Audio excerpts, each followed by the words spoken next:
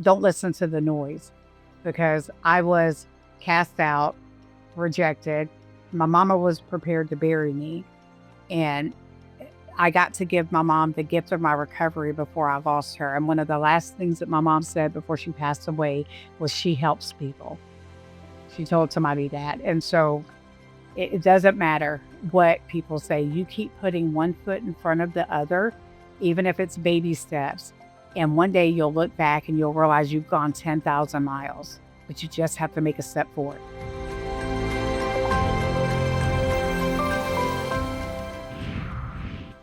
Welcome back, everybody. I'm your host, Taylor Brown with Finding Mental Wellness. I am very excited for this month's episode. We're going to hear a story of trial, tribulations, trauma, and just how far the human spirit can be pushed before it can find recovery, and the importance of feeling heard and feeling seen when it comes to finding a recovery process in this wild world of addiction. Up next, you're going to hear from Jennifer Wolfe-Brown and her story of how the human spirit can endure and find recovery when we are both seen, heard, and feel safe. All righty, everybody, welcome back to Finding Mental Wellness. I'm your host, Taylor Brown with Midwest Recovery Centers, and today we have the honor of speaking with Jennifer Wolfe-Brown. Jennifer, thank you so much for being with us today. Thank you. I appreciate it. Thank you for the opportunity. Absolutely. We've had the pleasure of getting to talk to a lot of different individuals that work at our agency, obviously Midwest Recovery Centers, but something that Dan, our business development outreach individual, and myself have been doing is getting to know a lot of the folks that deal with the new 988 phone calls and that are looking for help. And I'm really excited at the opportunity of you not only just talking with me today, but also being, brave enough to share your story because you and I have something in common. We're both in recovery, and that's a beautiful thing. And I think more common than people realize for individuals in recovery to want to end up working in treatment or some type of case management and helping others, right? But I thought it would be awesome to have everybody hear your story, and then perhaps we could, from there, kind of segue into what you're doing with Epic and how you're helping individuals that are out there needing all the help that they can get, right? With this Yeah. incredible new initiative that's really only a few years old, I think. So, yeah, would you mind just kind of starting and tell us your story? Yeah, absolutely. Okay, so in order to give like the full picture of my story, I got to go back like several decades. I'm not going to say which decade because it'll give my age away, but way back when. And so like my first memory that I have as a child, which is really where all my problems began, when I was little, right before Christmas of 19, well, in the 80s. My dad, he owned a towboat, and he'd be gone, like, on the road for I'm sorry, on the river for weeks at a time, and he'd come home. Well, this particular day, right before Christmas, he was on his way home, and, apparently, my dad had stopped to have some drinks on his way home, and, the story that I got was that someone robbed him, and they stabbed my dad in his head, and they left him for dead on the railroad tracks, and so, um Oh my gosh. yeah, and so, my How dad was old were he had you? a 7 when I was You were 7 years old. 7. Yeah. Was your mom around?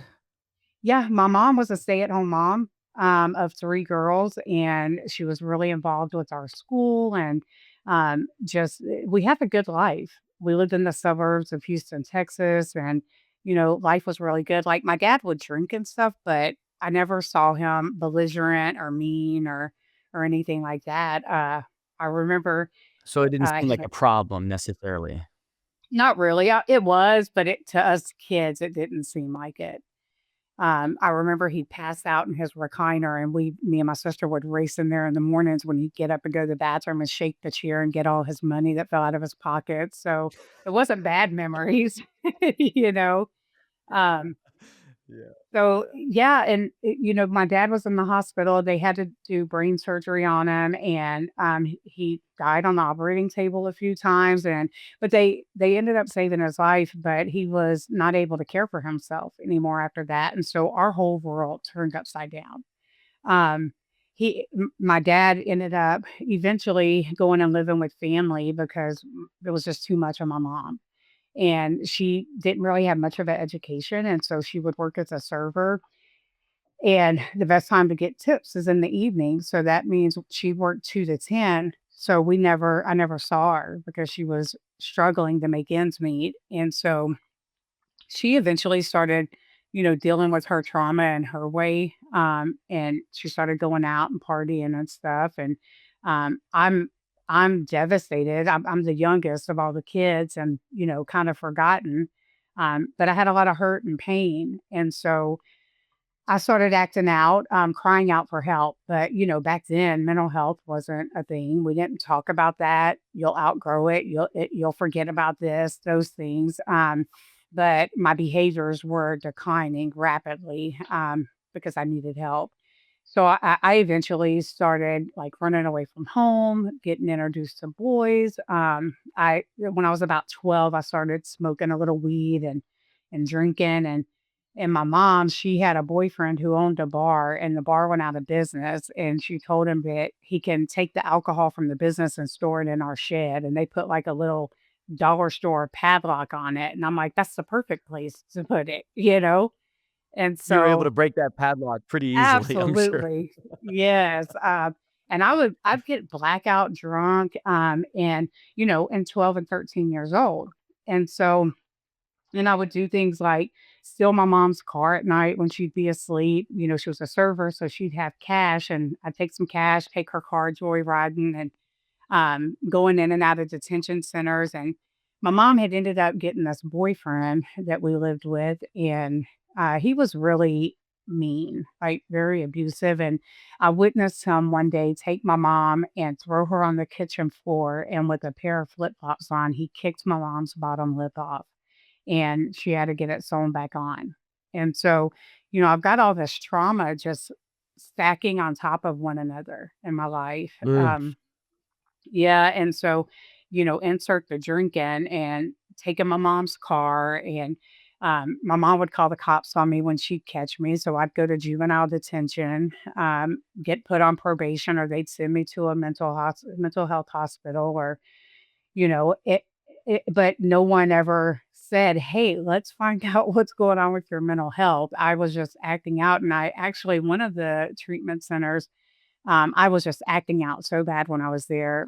They woke me up in the middle of the night and told me to pack my stuff. I thought they were taking me back to juvenile detention, but they took Right. me and dropped me off at my mom's house, and they're like, "You got her back. We can't handle her."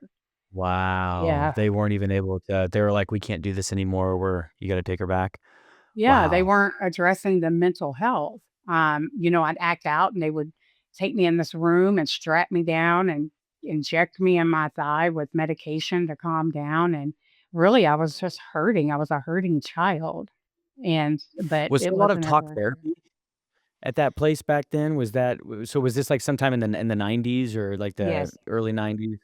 Yeah, like So there really 92, wasn't any 93. therapy? No, Mhm. no. It was, instead of going to juvenile detention, they'd send me to the mental health hospitals. Mhm. So it was just like this And they just medicate revolving you. thing. They Yeah. just medicate you and expect you to just kind of, "Oh, you'll sleep it off or it'll go away. You won't act that way once you Right. come to from the medication," or whatever. Yeah, Yeah, just not a solution at all.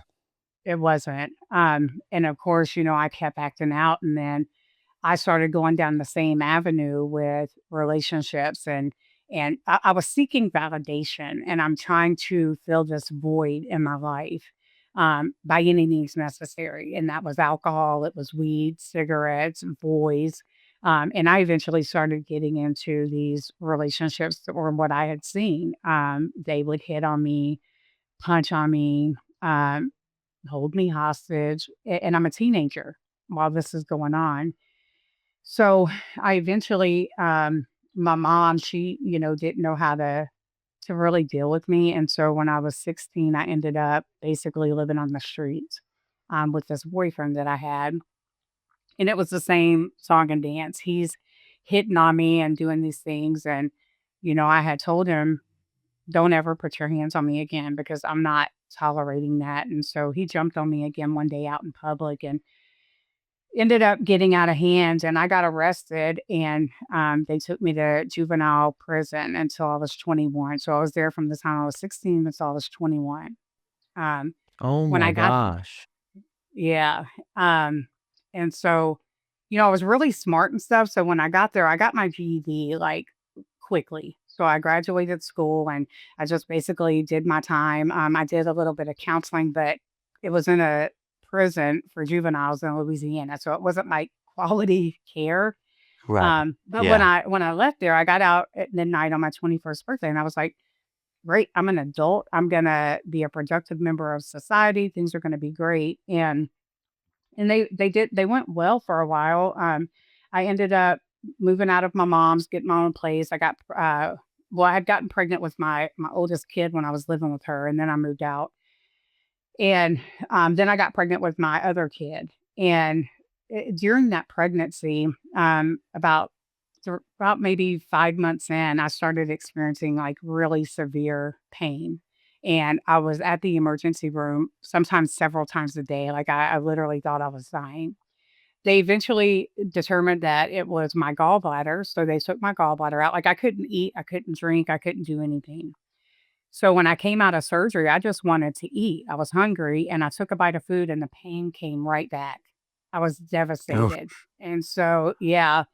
So after I had my daughter, I went to the doctor and he decided, he didn't know what was wrong. So he wrote me a prescription for Percocets. And I told myself, in the back of my mind, like, you got to be careful with these because I have a sibling who I had seen just taking handfuls of pills. And so I Mhm. was very careful with them until one night, I remember it like it was yesterday. I was at home after work. I'm hurting. I'm in a terrible relationship at home. And I said, I'm just going to take a half of one of these pills. So I took that half a pill and it was about 30 minutes later. And I was like, yes, where have you been? Mm. This is Right. wonderful. This is great. I love it. I feel good. But I'm telling myself, hey, be careful with these. And so I was careful with them. I didn't take another one for a while until I needed it.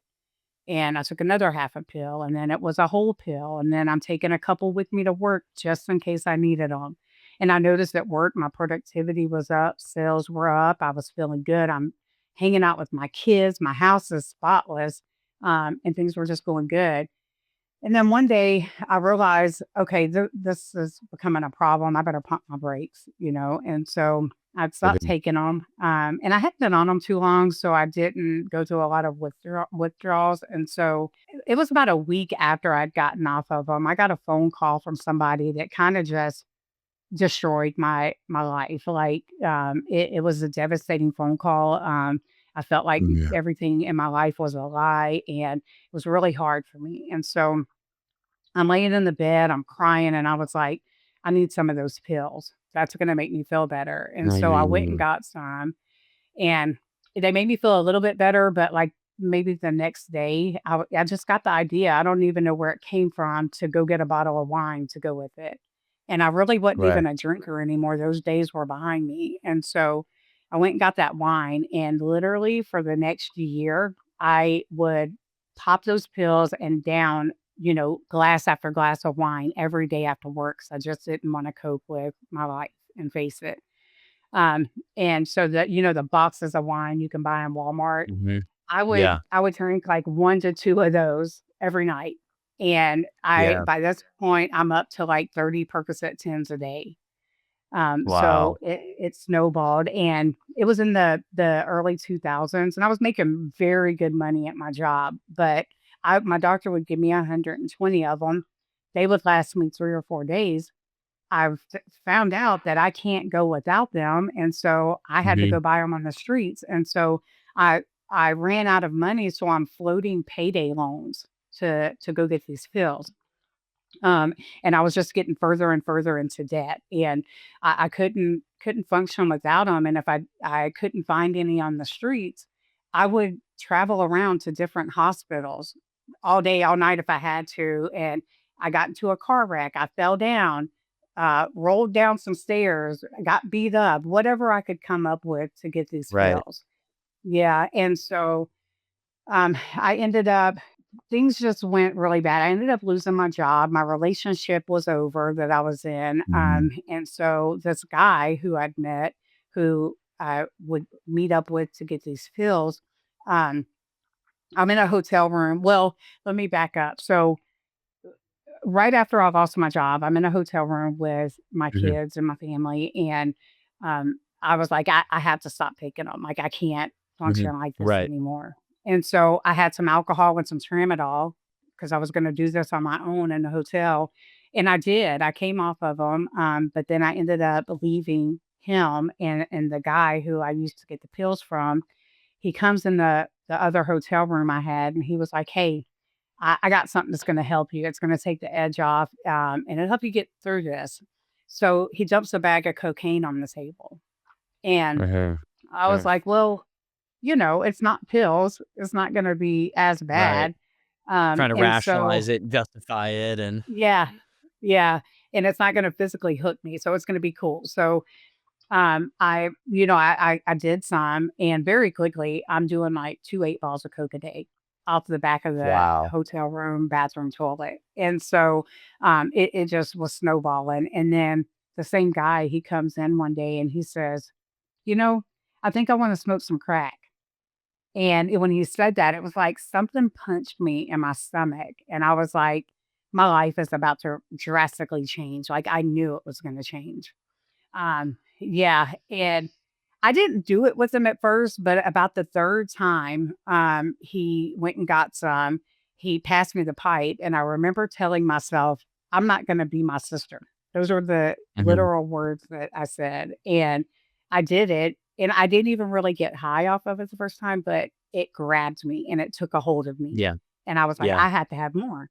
And so I started Mhm. chasing after this over and over, and this guy, ends up like, being really abusive to me, like, he broke my Mm. nose, he would take my car, Oh, and just it was just really bad, and I'm drinking a lot, because, they go hand in hand. So I'm smoking this crack, right. I'm drinking. By this point, I went from working in a Fortune 500 company in the union to living out of a hotel room and unemployed, so I started going into stores and stealing and stuff, and the guy ended up, like, beat me up, and, he prostituted me out, and so everything was just really bad in my life at this point, um, and he ended up going to prison, and I was like, "You know what? Now's my time. I gotta get out of this." So I called a Right. treatment Yeah. center, and I went into treatment, and I successfully completed it. They let me take my kids with me, and I'm gonna be honest with you, one of the reasons why I decided to go was, well, I didn't have anywhere to live, and I had a warrant for my arrest, and I was like, "Oh, they can't come get me from treatment, because of Uh-huh. HIPAA. So Mhm. I'm gonna go to I treatment, and I'm gonna fix my life all at the same time. It's a win." right. Um, but I didn't clean up who I was while I was there because, like, I'm still getting pills and I was selling them to people in treatment, but I successfully completed and I got my certificate. And my issue was crack. That was the only problem I had. And so when I got out of there, I wanted to celebrate and I went and got a bottle of liquor, right? Because it's not Mm. crack. It was going to be cool. We know Right. how that goes. Like, Yes. I'm knocking Yeah. on the dope man's door, and so I'm right Mhm. back in this cycle, and I'm not paying my bills, my kids aren't going to school regularly, and it was just getting bad. So, I was getting ready to get evicted. I reached out to my mom, and I was like, "Hey, I'm in a situation, I need your help." So she came from 2 states away and packed me and my kids up and took me with her, and my thought was, "Well, I'm gonna be able to get my life in order now," but I didn't take into account Mhm. that when I got there, I was still gonna be there, right? And so, and I found out down south, there's an abundance of crack cocaine, and so I was right back at it. I would go out there and I'd go on these 2 or 3-week binges, and every time I came home, I would tell myself, "I'm not doing this anymore. I'm done with this. I gotta take care of my kids. This is not Right. good." And I would have every intention of not doing it again. But when the urge would hit me because I didn't have the skills to get through it, I would go on autopilot and I'm tying my shoes up and I'm back out there. And, I'm going in and out of jail. And so my my daughter's dad ended up getting her and taking her with him, like several states away. And so it's now me and my son. And I was Right. I was actually at a crack house, and I got a call that my dad was in the hospital. He wasn't going to make it, and I didn't Yeah. make it to the hospital. I just couldn't make it there, and so he ended up passing away. And I had a lot of shame and guilt and regret Yeah. behind that, because the last conversation I had with my dad was, I called him and told him, "Hey, I need to go to treatment, but in order to get in, I got to pay a deposit," and got my dad to send me money. Now we know that's not true.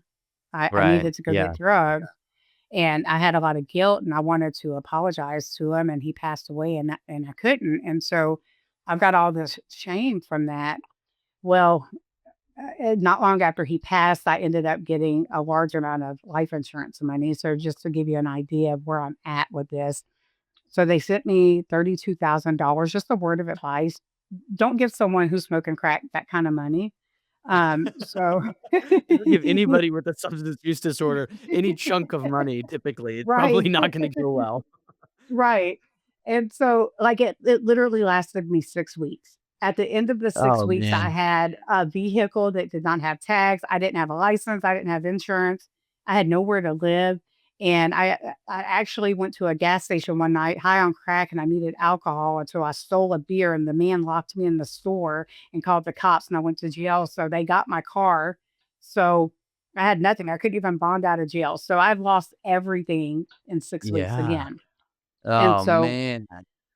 it was terrible. And when I got out, I didn't have anywhere to go with my kid, and so I'm Mhm. couch surfing with my child in different trap houses, from trap house to trap house, trying to figure out what I'm doing. I haven't sent my kid to school in months, and it dawned on me, I'm like, DFS is coming. They're coming to take my kid. So I reached out to my sister who lived back in Missouri, and I kind of told her what was going on, and she was in recovery now. And so, I asked her to get me a ticket to come back to Missouri so I could get my life together. And it took her forever to get the ticket, and I couldn't understand why, because I'm on the NOW program. What are we doing? And so she got the ticket. I got up here, and I found out that she wasn't in recovery anymore. She was using and selling meth. Mhm. So what do you do? I Ugh. mean, it's not crack. I mean, it'll help ease me off of smoking crack. Let's do it. And so I'm smoking a little meth, and it's not doing for me what I wanted it to do. So within about a week of being back in Missouri, I was introduced to IV drugs. And so Uh-huh. that was the only way I'd do it after that. And things didn't work out with my sister. And so I'm in the same situation again with my kid, couch surfing in these trap houses, trying to figure this out. And I ended up meeting this guy named Larry. He eventually became my boyfriend, but he had a car. Okay. And he got high too. So it's a win win. And Right. but, Makes yeah, total sense. yeah, perfect setup. And so, I've got my kid with me though, and there were a couple of times when we couldn't hustle up enough money to get a room. And so it was that summer, and I remember we stopped at a gas station. We didn't have an air conditioner in the car, and I asked my son, did he want to go in and cool off? And he's like, "No, mom, I'm okay. I need to learn how to be tough anyway." I had a moment of clarity at that point, and I was like, I got to get my kid out of this. This is terrible. Right. So I Yeah. reached out to my mom, and and by this point, me and him have done a lot of things, and I'm paranoid. We're going to prison. They're coming for us. And then my son said this, I've got to get him out of here. So I called my mom again, and I told her what was going on. And the next day I put my 12-year-old on a Greyhound and sent him 2 states away. He didn't even have a phone, but I was desperate. Yeah. And Yeah. and I thought, "Hey, I'm gonna get my life together." But I had nothing tangible in front of me. You know what I mean? And me and my boyfriend both in this situation, it's like 2 people in the middle of a body of water who don't know how to swim. We're That's I pulling love each that other analogy. down. That's yeah, it's so accurate for so many people, honestly, right? Yeah. And so, we went balls to the wall after that. And Mhm. around that time was when we started seeing heroin come around. And so we started, messing with some heroin here and there, and then we started doing it a little more and more. And my boyfriend, he would overdose, like, a lot when we do it, but I wasn't real educated on Overdose or anything like that. I would, like, slap his face, put him in a cold shower. One time I put him in the shower and took him out in the snow without any clothes on to try to keep him alert, like, completely ignorant about Overdose. And so, one time we're at a hotel room, and I was kinda pissed off with my boyfriend, and so I was gonna show him. So I'm mixing up a Mhm. shot, and I threw some meth in there, and I threw some heroin in there, and I was like, "You know what? What the heck?" I threw some more heroin in there, and I did it, and I put the stuff up. I go down the stairs. It was like 4 flights of stairs to the vehicle where he was at, and I opened the door, and I remember I started getting attacked, and so I started fighting back, and the lady grabbed my arms, and she's like, "Hey, you need to stop fighting us. We're paramedics and you were dead when we got here." And so apparently I had done too much heroin. And by the time I made it to the vehicle, I was overdosed. And my boyfriend was throwing water and stuff on me, trying to keep me alive until they got there. And so they ended up taking me to the hospital, and nothing much happened. There was no education about anything. It was, let's make sure she's alive and send her home. Yeah. And so I went back to where I was at and continued doing what I was doing. And Oh, man. yeah, and so my boyfriend, he had gone to jail again not long after that. We were always in and out of jail constantly. And so he went to jail and he was in there for about 6 weeks, and I'm a good girlfriend, so Imma have all the drugs to welcome him home. And so, to get some of that noodles weight off, you know? So, Right, um, right. so we're doing all the drugs and everything, and, um, he had been out for about 6 days at this point, and Mhm. he overdosed again in the room. So I drug him out of the room. They didn't have the Good Samaritan law then, and, I'm screaming for someone to call 911. Well, the ambulance and the cops showed up, and I remember they kept trying to get into my room, and I wouldn't let them in there Mhm. because I didn't wanna go to jail again.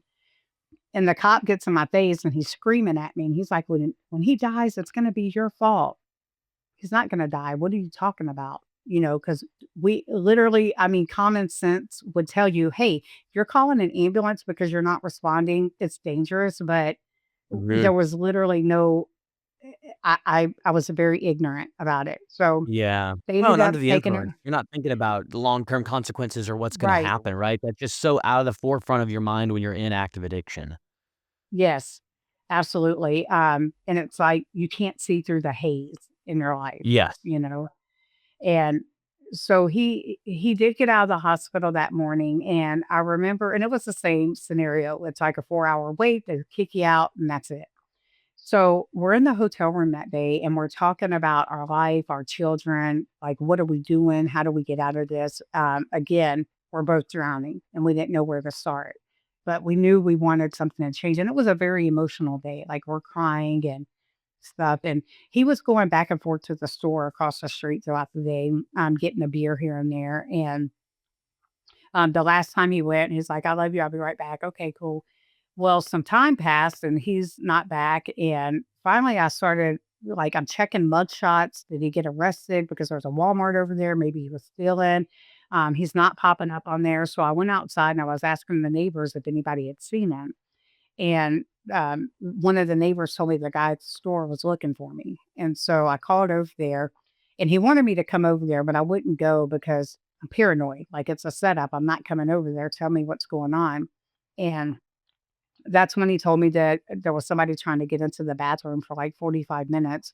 They couldn't get in there, so they kicked the door open, and my boyfriend was in there on his knees, blue, with a rig on the sink.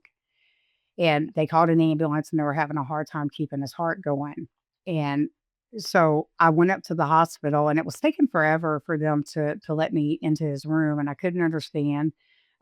So finally, this lady comes down, and she talks to me, and she's like, "Hey, I just want to prepare you for what you're walking into." And I'm like, "We've been through this before. Can I just get up here so we can go ahead and go?"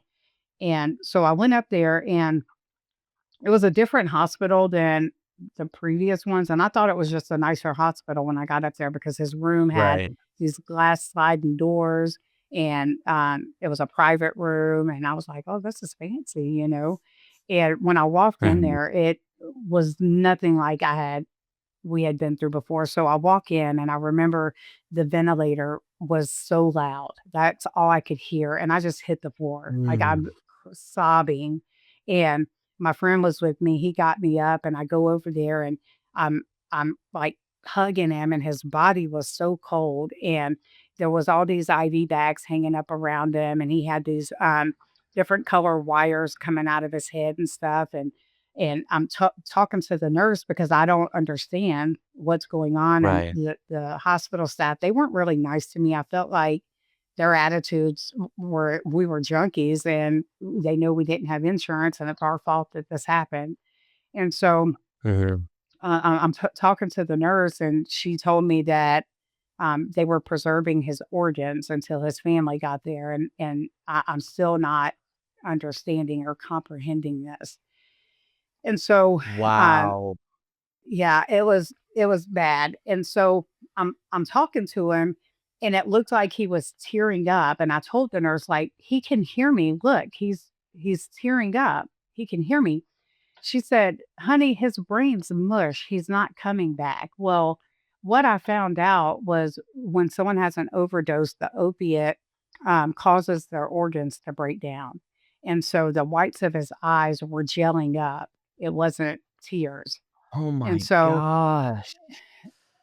yeah, it was really bad. And so I I couldn't handle it. Like I was an emotional wreck, of course. And so they ended up Yeah. kicking me out of the hospital. And they had removed him off of life support the next day and he passed away. And so after that happened, like I spiraled, like I nosedived into the worst mental health break you could imagine. And so Um, over the course of the next few months, was in situations around people who meant me no good. Like, I would have people drug my drinks and then rob me. I got sexually assaulted, beat up. I remember I jumped out of a vehicle from these people while it was going down the road. I thought they were gonna kill me, and I jumped out of this vehicle, and I had to walk like a mile and a half to the store. I ended up with 7 staples in my head, Oh. stitches in my arm. I ended up getting stabbed. I had somebody run me over with their vehicle on purpose and drag me across the parking lot with it. It was just trauma on top of trauma happening in my life, and so I I I wanted to end my life. I could not get the courage to do it, but I remember I would be sitting in my room with the door open, and I'd be watching the traffic go by, and I was just trying to pump myself up to just jump up and run into the traffic, and I just couldn't do it. And so, with a fresh stab wound through the calf of my leg, I had decided this one night that I was gonna do it. I was gonna go back to the gas station where they found him at and do the biggest shot of dope I could do and be done. And so fortunately for me, I got arrested again that night before I made it back to that store. And they took me to the jail. And, one of my best friends, one of my dearest friends who was there for me through this was a bondsman. And so I'm like, oh, she'll come get me. So I called her after my 24-hour hold was up. I didn't even know what my bond amount was or anything. And she told me, oh, honey, I can't come get you. And I'm like, "Well, why?" Like, I thought I made her mad. Well, my bond was so high that she wouldn't do it, and so she couldn't do it. So they ended up putting me in the suicide watch cell and the detox, on the detox meds, and I was in there for, I don't know, 2 or 3 weeks, and I remember when I finally had some clarity of the magnitude of the situation, I would just lay in there and I would just sob and I would cry because I don't have drugs, I don't have alcohol, I have nothing to band-aid what I'm going through, and I've gotta face it head Mhm. on. How am I gonna do this? So, when I came out of the suicide cell, they had, these intern counselors that would come up to the jail. So I signed up to see them, and, I really wouldn't even talk. I would just sit there and cry for the first few sessions, and then finally I started Right. talking about the hurt and the pain that I had. And so they ended up so I was doing that, and then they would have these classes, and I never had any intention of going to classes and changing my life in jail. But I would go to these classes because I wanted out of my cell, and but I did start learning Right. things about myself. But one of the most profound things that happened, so by the time I got to jail, I was so angry with God, and I'd cuss God, and, people would have their Bibles out, and I'd make fun of them. I would pick the Bible apart. If they Mhm. had church and I just felt like being mischievous or whatever, demonic, I would go to these services and kind of laugh and snicker and make fun of them. Very Right. disrespectful. And so one night I'm in my cell, and my roommate, she was a federal inmate. And so I'm in my room and we're up drinking coffee all night and I'm telling her stories about my life. Now it's trauma, but I can make it funny. So I'm telling her these stories all night long. And the next morning they had this guard come on and we knew like this guard, we weren't getting out of our cell that day. That's just how she rolled. And so they called for church. And I was like, come on, let's go. Let's get out of here. So we went to church and this lady was there and she's sharing her testimony. And this lady was telling the exact story that I was telling my roommate the night before, down to like small little details. And I'm looking at my roommate and I'm like giving her the side eye because do you have the feds listening into our cell? Is this a cop up here? Like, I'm really confused why this lady is telling my story. And so Oh, man. Yeah, so we go back to our room, and I'm paranoid with her now because, I'm Right. not I'm not talking about anything in the cell because what is happening? So, the next day, they called for church again, and I said, "Come on, we're going to figure out what's going on." And so We're getting to the bottom of this thing, and I'm gonna find Yes, out if you're I up gotta to it or know. Yeah. So we go back to church, and it's a different group of people there that day. But I remember they were talking about, how God has pulled us out of situations. And they wanted us to do this exercise where we close our eyes and we think about a time that something happened in our life and we made it out of that and we probably shouldn't have. And I was thinking, I'm just going to humor these people, whatever. And I did it. And I closed my eyes and all of these things, all this hurt and all this pain and all this loss and grief that I had just started flashing in my mind's eye. And it was going fast, but I could see every hurt I had all the way back to when I was 7 years old. And I heard this voice say, "Hey, Jennifer, I didn't let you go through those things. I held your hand and I got you through them." And tears just started coming down my face. And I was like, I knew in that moment, but I'm still guarded, like, what's happening? Right. And I remember going up and I prayed with one of the ladies, and I go back to my cell and I sat on this for a couple of days, and I'm in my cell, and I had a good cell, by the way, a big cell. And so I'm turned over and I'm facing the wall, and I didn't know how to pray. I wasn't raised in church or anything like that. And so I Right. was like, "Hey, God, it's Jen. What's up? Like, sorry about the things I said." you know? So, and it kind of just started there. And I know now God was planting these seeds in my life to come to bloom at the perfect time. And so I didn't have this like overnight change, right? So I ended up sitting in that jail for 2 years, and then, when they ended up sending me to prison, and, the parole board had to see me pretty quickly because, I had been in jail for so long, um, the but let me back up real quick. So I ended up my roommate in jail, she was a Bible thumper, and Mhm. she every time somebody was there for church, she's like, "Come on, let's go," and, like, it really just would get on my nerves, like, "Stop, I don't wanna go," but again, God knows what he's doing. And I would go sometimes I wouldn't, and so, I went and saw the parole board, got this roommate, and I tell the parole board, what was going on in my life, what my plans are, and I knew that when I left prison, I if I used drugs, I was coming back to prison. So, no matter Right. what it was, I had to figure out what I was gonna do, and I knew 12 steps wasn't for me, and, everybody has their own path of recovery, and I support all paths of recovery, but for me, it wasn't. And so, I let them know, like, I plan to do this recovery, and I told them some other things. Well, about 3 weeks later, I get a letter from them, and they said, "Hey, good, great news! You can go home." And I was like, "That's wonderful. Where's home?" Because I'm going out on parole. I can't go to my family as a state because I have open cases that I still have to deal with. So I can go back to where I was getting high, or I can go to transitional living.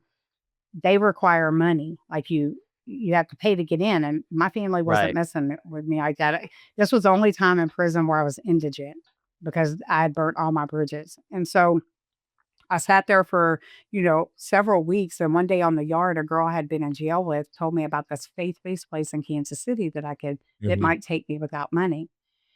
So I called them, and the lady, who's now my best friend, she told me they would accept me, and I was like, "Yay, great!" And I'm like, I can get out of prison now." And then dawned on me, I'm like, "I'm gonna have to go and do all this praying and reading the Bible and join this cult. That's gonna be bad." And so, I ended up going, and I remember they dropped me off. The prison people dropped me off at the Greyhound station, um, in Kansas City, and the lady was there to pick me up, and I had nothing to my name. I had a brown envelope and I had some hope, and that's it. And so, Mm. I started just building, networks around me and stuff. But in this recovery house, they would have these Bible studies and these prayer times, and it was like 30-minute prayer times. And I'm like, what am I praying about for 30 minutes? Like, you heard my Right. first prayer, right? Yeah. So how do I do this? But I remember I heard this lady say, "Thank you, Jesus, Holy Spirit, come." And there was another saying that she would say. So I'd go in there and I'd just say that because that's all I knew. I Right. didn't know how to Just pray. kinda mimic what you're hearing and learning. Yeah. And so I would do that, but then I started looking forward to these 30 minutes, and then it started not being long enough, right?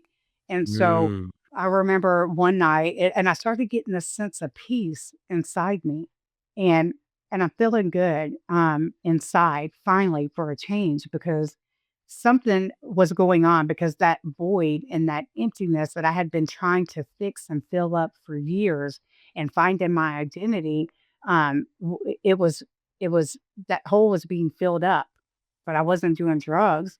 I wasn't seeing this guy or that guy to fill it up, And so I'm in there one night and I'm doing this prayer, and I just had this peace come over me, and I just extended my arms out and I cried out to God, and I was like, "God, I Mm. have tried to do this on my own so many times, and I have failed miserably every time, God, and I'm just right now in this moment, I'm surrendering my life and my will to you. I need you to help me. I want to be better, and I Yeah. want you in my life." And so, you know, and I had this peace. And so, I was, doing life here. I'm working. I'm praying for for women to come in my life that can show me how to live, because I had lost Right. that throughout the years of using. Yeah. And so, I started building this network of women around me who could show me how to do life. Um, and I remember, I ended up finding out I had hepatitis C after I got out of prison, and the medicine was like $120,000 or something for Oh, 4 months. And I'm like, "But God, like, you told me that I could trust you. What am I gonna do? I don't wanna die because of this." And, 2 days later, the pharmaceutical company mailed me the medication for free of charge. Like, I didn't have to pay for it. Yeah, and so, the Hep C it was completely gone. Like, I had no trace of it in my body. And but I ended up going from that place to this place in Kansas City called Hillcrest, and it's a transitional place, and it's a 90-day program. And while I'm there, I knew that, because I'm a felon now, so I knew that if I try to rent a place, I was going to end up with a landlord that doesn't care because he knows I don't have options. I'm probably in a neighborhood that would be high risk for me. So I right. prayed about it, and I was like, You know what? God told me I need to buy a house." And so I went and told the caseworker that, and she kind of laughed at me. She thought I was lost my marbles. And so, I Mm. kept praying about it, and it was during COVID. And two of the people that sponsored my apartment, was a real estate agent and a banker. And so I talked to them and I'm looking for these houses and I'm stressed because I kept getting outbid on these houses. And God said, "Hey, you need to um, take those apps off your phone and pray about it." And so I did. And that Friday, I put the phones back on my app. I told God I wanted a 3-bedroom house. I wanted a garage. I wanted a deck and all these different things. So I Yeah. went. I saw a house Friday night. My agent went with me Saturday, and um, it didn't have any pictures on the listing. And when I walked in, God's like, "This is your house," and I told my agent, "Hey, this is my house." And so I ended up getting that house. So, like, I share that to say, like, God's promises have always been there for my recovery, for everything. But I knew that as Wow. I sat in jail for that time and I played these scenarios in my head when I lost Larry and, my kids were spread out across the country and all these things that happened in my life, why didn't anybody ever intervene on these situations? Why didn't one professional with all the hospital visits, all of the trips to jail, nobody ever said, "Hey, there's help. You don't have to live like this." And so I started writing a petition to Missouri legislator, like, how come there's not people available when someone overdoses at the hospital to come talk to them and help them? They're going to die. And so, in the process of me writing that petition, um, I I ended up finding out that they had this program called Epic. It got started in St. Louis in 2016, and then it spread to Springfield and Kansas City. And so, I found out about the program, and that's what they do. They go to the hospital after someone had an overdose and work with them on getting connected to the care they need and overcoming barriers to recovery. And so, Right. when I found that out, I literally cried because I know how valuable and important this is for people's lives. So I met the director one day and I told him, "Hey, my name is Jennifer. I just wanted to introduce myself. I'm coming to work for you." And he's like, "Did you apply?" And I said, "No, I haven't applied yet, but I'm going to when you have an opening and I'll be there to work for you."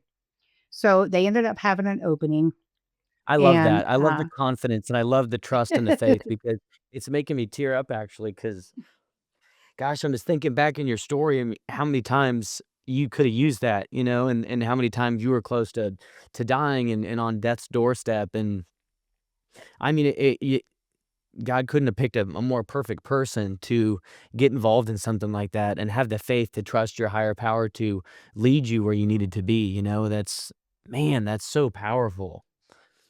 thank you. So they had the opening and I did the interview. I applied and did the interview and they offered me the job. And after I started working there, I loved it, like, loved it, and so I got promoted up to team lead. Not mind you, I have a GED from juvenile prison. I don't have a degree or anything like that. I mean, I did Right. go to the school of hard knocks, but, that's the Right. only degree You have I've a lot ever of been experience. issued. You Yeah. learned a lot, just maybe not in the way that, Yeah, like, some people have learned. right, and, the director that was at the running the program ended up leaving. And so I've been with the program for a while, and the job description says you need a master's degree. Well, they needed someone to fill that role in the interim, and so I did it in the interim, and I did well, I suppose, because they put me in Right. that position with my prison Really? GED. Yes, and so I got Wow. promoted to director, so I oversee the program that handles 4 counties in the western region of Missouri, and we expanded from just opiate overdoses to meth and alcohol as well, and so people can call it yeah, people can call into our helpline 24/7 and within 60 minutes, but it's usually within 5 minutes, but the cap is Right. 60. Yeah. One of the recovery coaches will reach out, and start working with them on whatever barriers they're having. So everybody that works at Epic is in recovery, 2 years or more. Mm. So, I love it's that. a I love that so much. That's our admissions team, here at Midwest Recovery Centers. It's the same thing. It's people that have experience, right? Whether it's with mental health or with addiction or whatever it may be, they have experience. They know what it's like, and that's so different, than talking to somebody that's trying to understand or maybe studied it in school, and I have nothing against those individuals, but there is nothing that can bring true empathy and connectedness than shared experience, right? right. Yes, and our story is the biggest piece of our role because when I go into a hospital and I tell someone, "Hey, I'm just like you. I've been I've been sat in this bed. I've been to jail. I've lost my kids. I've eaten out of dumpsters. I've." They listen, and you can physically see them relax, and they're receptive to hear what we have to say. And not Mhm. everybody's in the same place in their journey. Like this person may not be ready to stop using. That's okay. We're going to get you some Narcan. We're going to make sure that you're safe, whatever it takes, and continue working with you until you're at that place and you may not ever want to stop, but we'll still be here to support you. That's so huge because you bring up a really good point. I think when it comes to addiction and all the stuff that you've been through and that I can relate to and have been through, I wasn't ready until I was ready. Like, there were all the Right on. breadcrumbs you needed and little moments of I mean, it was trauma, but then there were little tidbits of faith or little introductions to potentially a different way to live, right? Or seeing other people do things that almost antagonized you, but there was a part of your soul deep down that almost knew that maybe you were kind of gravitating towards that, right? Like the cellmate that was very the Bible thumper. However, there was pieces of that that were kind of calling out to you to have something else to lean on and believe in aside from your own tools which had been failing you, you know? And I think it's so important and interesting to see what you all are doing because you're helping the people that need it the most, right? They're people that don't have insurance or have Medicaid or don't have gainful employment or in a difficult situation, an indigent population going through hard times, which that's what addiction does. It strips us of all of our humanity in a sense, right? And that's what when we need to trust that somebody cares about us more than ever is in those moments. And if when we don't force ourselves on people to get into recovery and we just let them know, okay, I'll sit here and hold your hand while you cry. And if you are ready to come down this road, this path, I'm here for you. But I'm not gonna ostracize you in the meantime. I understand what you're going through, and God knows I had moments of being so self-destructively stubborn and not wanting to wake up and snap out of it and I'm just amazed that I lived through it. But I love how you all do that for people. You meet them where they're at because it's not about us changing them. It's about us making them feel safe and loved enough that once they're ready to change, they know they can trust you and come to your team, right? Yes. And, and here's the thing, like, a lot of people sometimes they don't know, like, what to say to somebody who may be struggling, or in a dark place. So, but I didn't share this, but when I was in jail, there was an officer of all people, a cop one night when I was out. I was a trustee, so I'm out working, and she said, sometimes when people leave here, we're like, all right, we'll see you when you get back. And she looked me in my eyes and she said, I don't think you're coming back. She said, I believe in you. And in that Oh, moment, I had hope. I had not, somebody looked me in my eyes, they saw me, and they believed in me. And I'm going to tell you uh-huh. something. I held on to that hope for years after that lady told me that. And I don't even think she knows the impact she had on my life, but it's something as simple as that. It doesn't have to be extravagant or a big spiel. See them.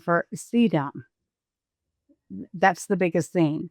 I completely agree with you. I remember so I had 5 years in recovery and I had a relapse for about 6 months or so, and at that point, that's when I came back. I actually came through Midwest Recovery Centers. I had been through, like, Healing House, I had been through the Salvation Army, I had been through all these different programs trying to get it together, and I finally did, and then I stopped working my program and doing what worked for me, and I let some of the gifts of the program, as they say, kind of become more important than how I was living my life. and unfortunately went through this relapse. And when I came back in, I remember going back to where my support system, I go to meetings, right? And it's not, again, like you said, it's not for everybody, but for me at the time, I was going to AA. And I remember this girl that I had been friends with and gone to meetings with for a long time. And when she passed me in the hallway, I was so tearful and so emotional and felt so much shame to have to come back through again, and that I had, like, turned my back on this way of life that saved me and betrayed myself. And so I was very emotional, right? And it was really hard to go back there. And when she passed me in the hallway, she looked at me and, gosh, I try to not cry, but she said, "It's okay, Taylor, you did it before, you can do it again." And I'll Yeah. never forget that, like, the confidence she had in me that I could do it again and that I was gonna be okay if I wanted to was, like, everything I needed to hear in that moment. I just needed somebody, and it was such a small, simple, passing comment, but she had real confidence in me. She really believed in me, and I really held on to that. I needed it so badly, it was almost like God was talking through her in a way, and I needed to hear that, and, so I really can relate to that. I needed it so bad, and now, thank God, I have, going on closer to 8 years now. I got past that 5-year mark where I, had chosen to walk away from this life of recovery, but, I can relate to you on those words of encouragement and connectedness. Well, and I can tell you as a person in recovery and as someone who works in recovery, when I see someone come back through who's had a reoccurrence or a slip up or whatever, my first thought is, "I'm so excited that you made it back, and I am excited to help you." Yeah. Yes. There is never any judgment as far as I'm concerned with someone. Like, it takes a lot of courage to ask for help. Um, and it takes I mean, it takes a lot to say, "Hey, I've done this again. I've done it to myself. I beat myself up. What's wrong with me? Why do Mhm, I keep doing this? I know better." mhm. We have a disease of the brain, and Yes, most times or not, it's fatal. It's a fatal brain disease. And so yes. when someone can get a moment of clarity and they ask for help, I am so Mhm. excited and I'm so proud of them and I want to help. However you need me to help, what can I do? Mhm. Yes. I could not agree more. It's a gift. It's a divine window of willingness. It's that window of willingness they have, and I really believe there's something very divine about it that was able to wake me up and get my attention. I mean, it was years and the better part of my whole life that I had been building up these negative patterns of behavior and these not healthy ways of coping with things. So once you do get to that point where you have that moment of clarity and you feel like inspired to really want to change, it should be treated as such, as a miracle in a sense, right? As a true gift from God that you have the willingness to really do something different. And you in those times you need somebody who's willing to love you and believe in you, and I think that's Yes. really what makes the difference. So I love hearing that. So how many coaches do you oversee? How many are there at this epic program? So right now we have 6, and we partner with the community mental health centers in the KC metro area. And we kind of we act as a liaison to the treatment center, but we do so much more than just help people get into treatment. Like we bridge that Right. gap, but we answer the phone when you need support. We help you get other things you might need that are life sustaining, like food, socks, shoes, an ID, like the things that a lot of people take for Mhm. granted. Yeah. Those are the things that a lot of the people that we serve so desperately need. And that's one Oh, less thing yeah. that you have to worry about, let us help you do this.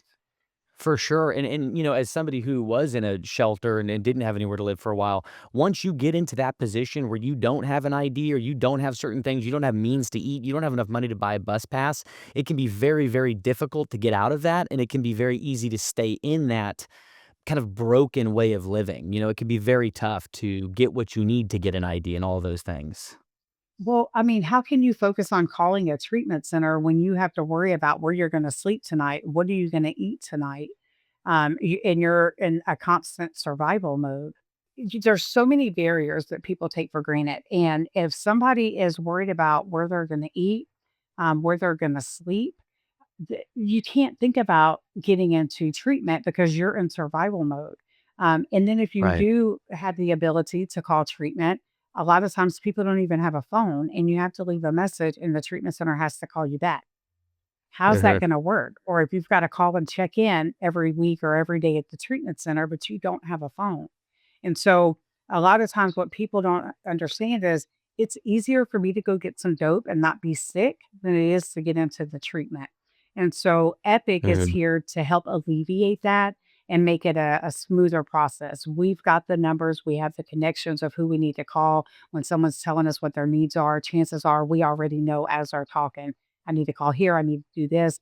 And we'll help bridge that gap for them. So that's something they don't have to worry about. And hopefully by the end of the day, they're in a nice warm bed with a hot meal and feeling better, you know?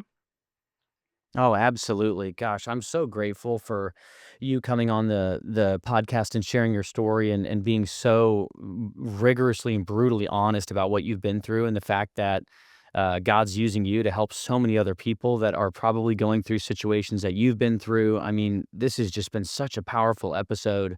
Let's just tell for our viewers and our listeners what is a way that they can get a hold of you if they need help from Epic, or what is the best way? What's a phone number? How do they reach you? So 816-412-9417, option 2. And this is for Jackson, Ray, Clay, and Platte counties in Missouri. If you're in another county, we do have regions in the rest of the state. You can still call our helpline number and get that information.